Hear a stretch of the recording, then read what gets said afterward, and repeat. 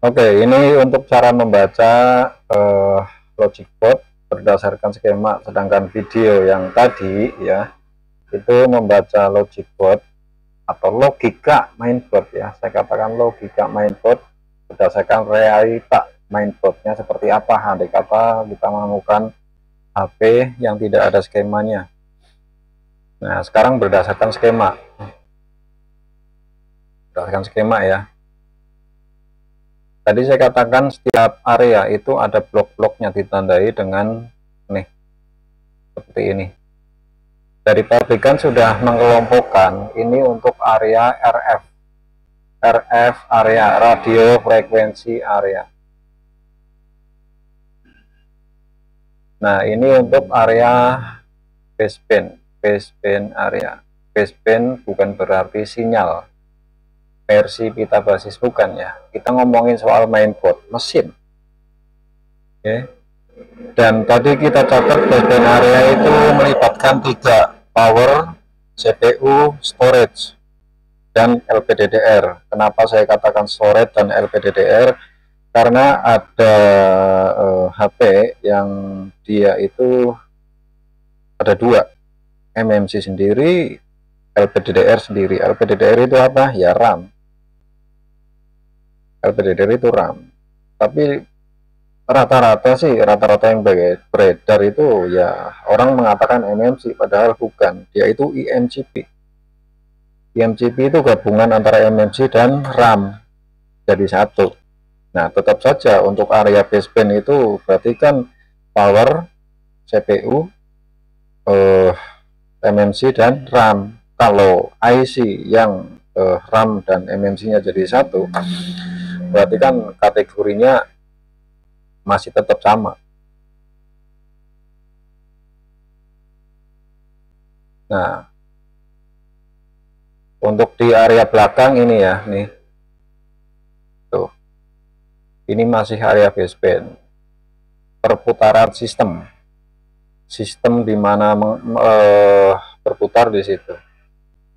Oke, jadi yang pertama RF area untuk sinyal, kemudian baseband area yaitu power dan CPU, MMC, dan RAM. Itu untuk RF baseband. Kemudian regulator itu di area IC charge. IC charge, terus IC backlight, IC lampu atau apalah, itu kategori regulator area. Oke. Dan di sini kita lihat dia IC charge tapi juga berfungsi sebagai interface lampu juga, audio juga. Dulu sebelum ya zaman dulu lah, waktu saya masih belajar awal, saya mengistilahkan IFPMIC itu dengan power kedua atau sub power. Kalau power main power utama itu kan PM ya, PMU ya. Kalau MT berarti 6359, 6357 CRV gitu kan. Kalau yang IFPMIC-nya itu kalau di Qualcomm PMI 632 sekian-sekian gitu. Itu kategori IC charge tapi IFPMIC, interface dan power management. Nah, pembahasan tentang IFPMIC, power pad control, switch charge itu kalau kita bahas sekarang akan terlalu panjang. Nanti nggak fokus. Gitu ya. Akan rancu karena kita membahas tentang logic board di handphone menggunakan skema. Tadi saya katakan area yang penampangnya luas atau lapangannya luas itu ada ground.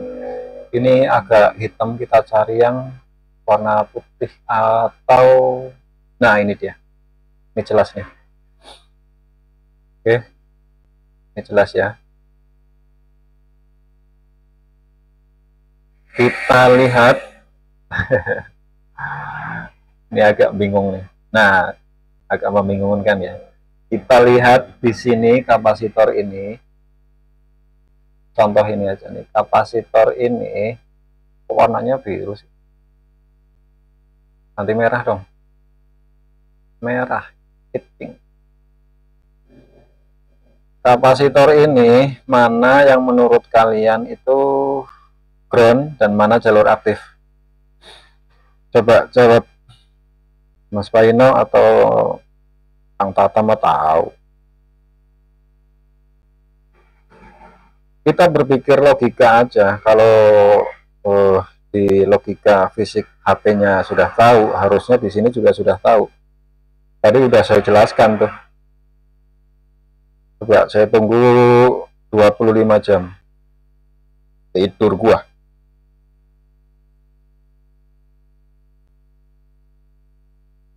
Anggap saja saya tulis di sini angka 1 dah.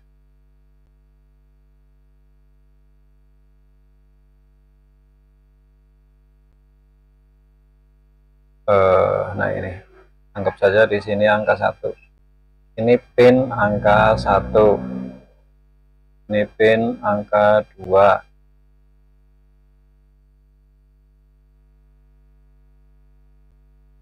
Mana yang ground, mana yang jalur aktif? Ayo, tidur apa?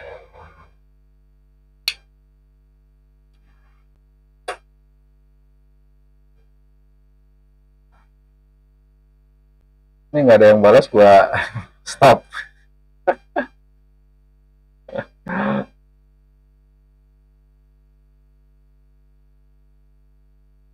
Mana ground, mana jalur aktif? Ayo, angka 1 atau angka 2? Ini Pak Tata, kita contohkan pakai HP lain deh, yang HP-nya ini saya biarin dulu. Saya belum akan mengatakan ini benar atau salah ya. Kita contohkan pakai HP lain yang saya ada HP-nya. Nanti kita bisa ambil kesimpulan. Dan yang menjawab adalah hasil eksperimen. Oh, 5A aja nih. Ini ada mesin 5A. Mesin 5A.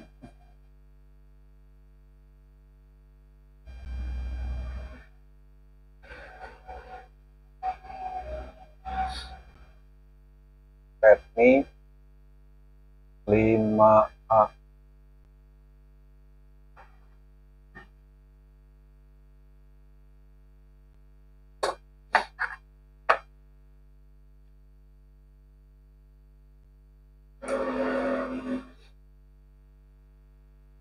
Nah, kita samakan Pak Tata, kita samakan dengan posisi yang tadi.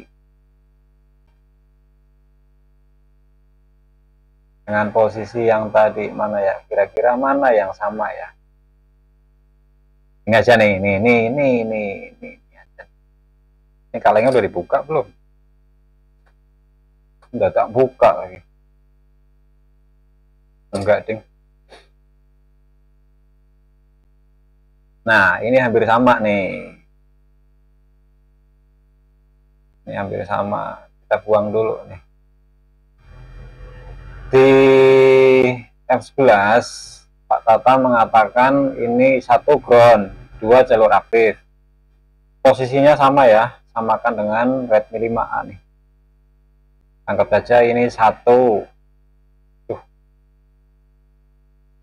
Ya kan? Ini 1. Ini 2. Berarti kan sama aja ilustrasinya, 1 ground, 2 jalur aktif. Yuk kita buktikan pakai AVO. Ini kameranya saya ganti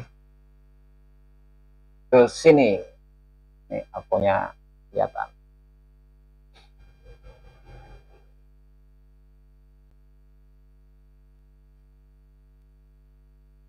Pakai mode bus. Oke. Kita ukur.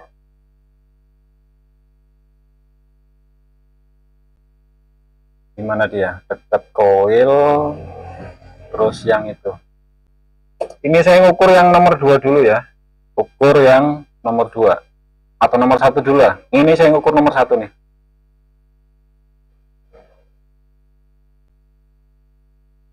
Oke, nomor 1 keluar angka, terus saya nomor 2. Nomor 2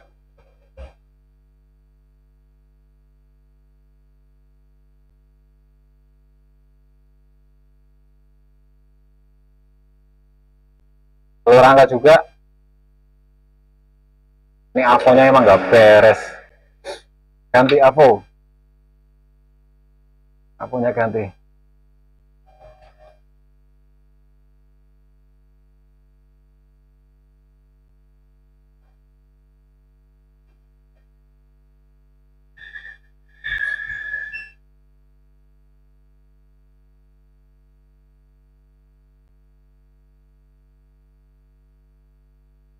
Oke, avonya ganti ya.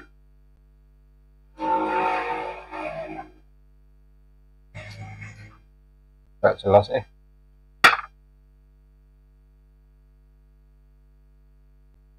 di sini.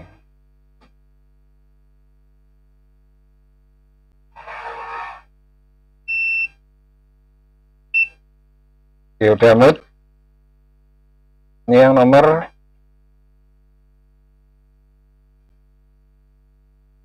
2.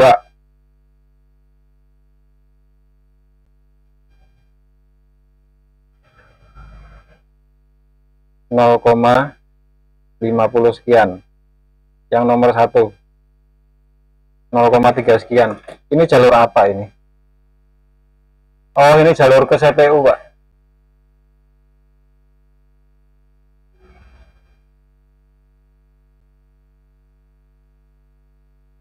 Artinya yang nilainya kecil itu mendekati ground, atau enggak yang atas lagi nih. Nih, yang atas lagi nih.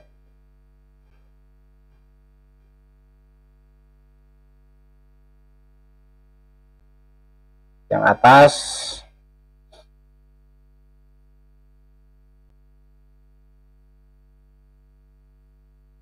nggak kelihatan.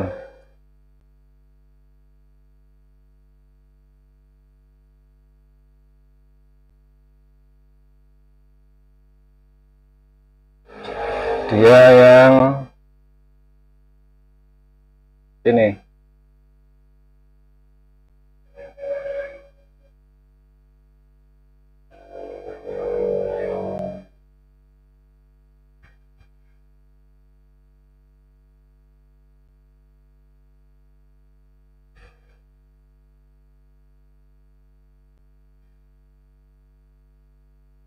Mesinnya hidup gak sih? Kok aneh? Nggak beres mesinnya. Ini ada dua mesin 5A.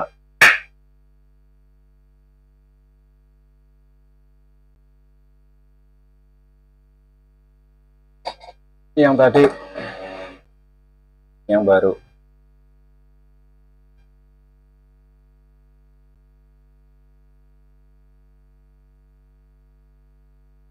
Nah, ini baru benar nih, mesin nggak beres nih. Oke, ini ground.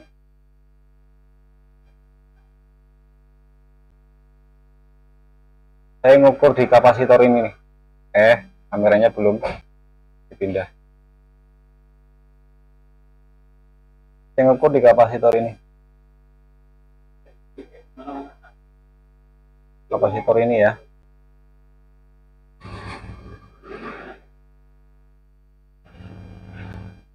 Yang sebelah kanan, kaki kanan ground, kaki kiri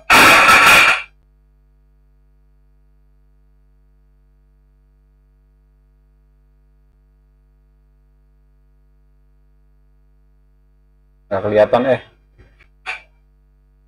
Kaki kiri jalur aktif. Oke, kita catat ini ya. Kaki ini Oke, kaki ini 0,000 artinya ground. Nah, kaki yang ini 0,6 artinya aktif. Nah, berarti kan teori yang tadi yang pertama itu benar ya, dimana yang penampangnya luas, ini kan luas, tuh, itu terhubung dengan ground. Ada titiknya, itu jalur aktif. Nah, kita sesuaikan sama R11, tuh. Ini agak rancu sih. Sini luas, yang sini juga luas. Cuman ada patokan titik tuh, Pak, jalur tuh. Tuh, Pak, tuh jalur, Pak. Nih. Ini kan jalur, Pak. Tuh, ini jalur ini. Berarti nomor 1 ini jalur aktif, groundnya nomor 2. Groundnya nomor 2, Pak. Coba, sampai ada mesinnya kan, ukur aja. Nih, tadi kan ini 1. Ini 2. Ini walaupun di sini nomor 2 satunya kebalik, tapi kan yang ini tadi saya katakan kalau ada jalur seperti ini berarti itu jalur aktif. Tuh, aktif, Pak. Terus patokan yang kedua, kalau nggak yakin ini jalur aktif, di bawahnya ada dioda micro USB. Oh lah, ini jancuk ketemu no, bukan audio, micro USB. Pin keberapa? 1, 2, 3, 4, 5. 1, 2, 3, 4, 5. Lah ini ketahuan, Pak. Jalur USB DP, DM tuh. USB DM.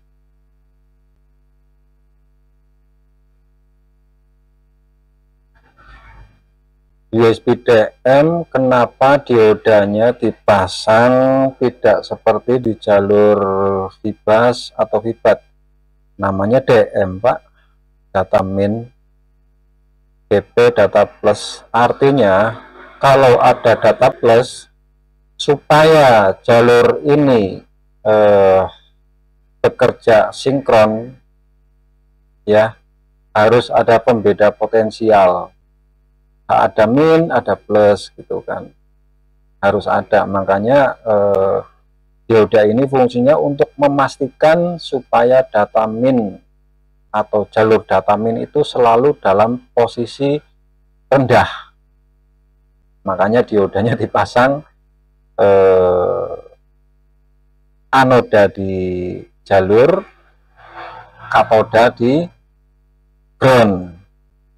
Jadi dioda ini selalu memastikan bahwa jalur ini selalu dalam posisi rendah gitu loh, untuk sebagai penyeimbang dari data plus, karena wajib ada beda potensial. Contoh jalur Vibas, ada min, ada plus gitu kan. Jalur backlight atau LCD itu ada VSN, ada VSB gitu, atau AVE, AVDD gitu kan gitu.